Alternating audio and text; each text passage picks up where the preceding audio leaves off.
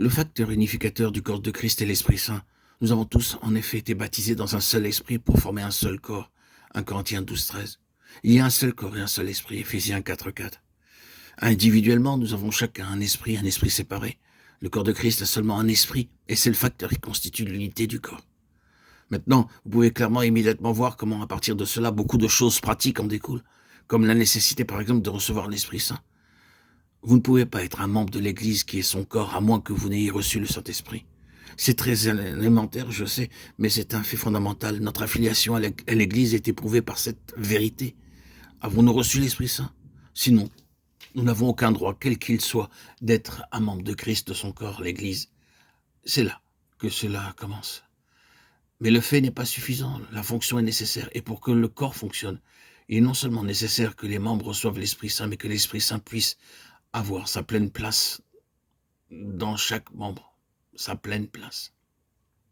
Le corps peut seulement fonctionner quand l'Esprit a sa pleine place, sa place tout entière, donnée dans chaque membre. Maintenant, l'ordre des choses, non pas chronologiquement, mais spirituellement, est très clair dans la disposition du Nouveau Testament. Les Romains précèdent les Corinthiens, et les Corinthiens précèdent les Éphésiens, et c'est forcément ainsi spirituellement. Les Romains introduisent la croix principalement pour mettre de côté l'homme naturel. Les Corinthiens ont pour intention, insistance et distinction de donner à Christ l'absolue seigneurie. Tout le trouble à Corinthe provenait du fait que le Seigneur Jésus n'était pas à sa place en tant que tête souveraine comme Seigneur. Et la parole de l'apôtre déclare « Nous proclamons le Christ Jésus comme Seigneur ». Il faisait Seigneur des hommes, Paul, Apollos, Pierre, il mettait des hommes à la place du Seigneur Jésus. Il mettait des choses, même les dons spirituels, à la place du Seigneur Jésus. Il ne lui donnait pas sa juste place comme tête souveraine absolue. Et la lettre a été rédigée dans ce but. Les Romains mettent de côté l'homme naturel, les Corinthiens amènent Christ à sa place de Seigneur, alors la lettre aux Éphésiens peut s'introduire comme appuyée sur ces deux principes. L'homme naturel mis de côté, le Seigneur Jésus établi comme Seigneur, et vous avez le corps présenté et fonctionnant sur cette double base.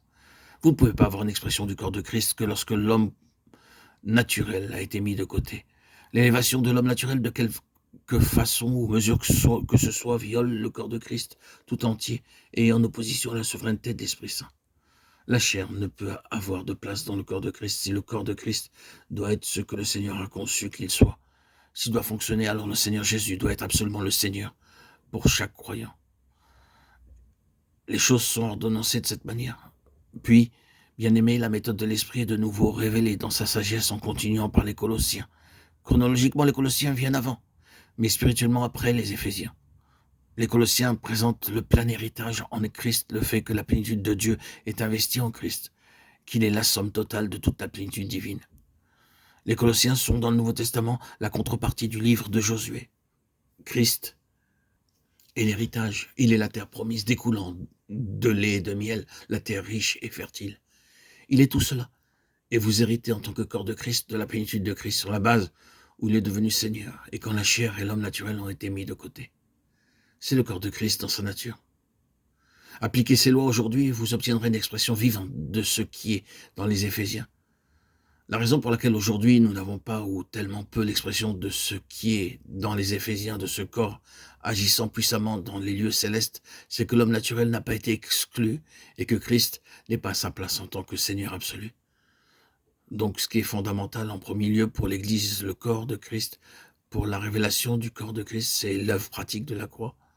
Nous ne serons jamais conduits par le Seigneur à voir le corps de Christ sans avoir été conduits à découvrir les Romains, spécialement Romains 6, et sans qu'il y ait eu en nous une révélation de la croix. Je ne veux pas parler d'une présentation du principe de la croix, mais d'une révélation de la croix. Or, vraisemblablement, cela a été confirmé dans un certain nombre de lieux.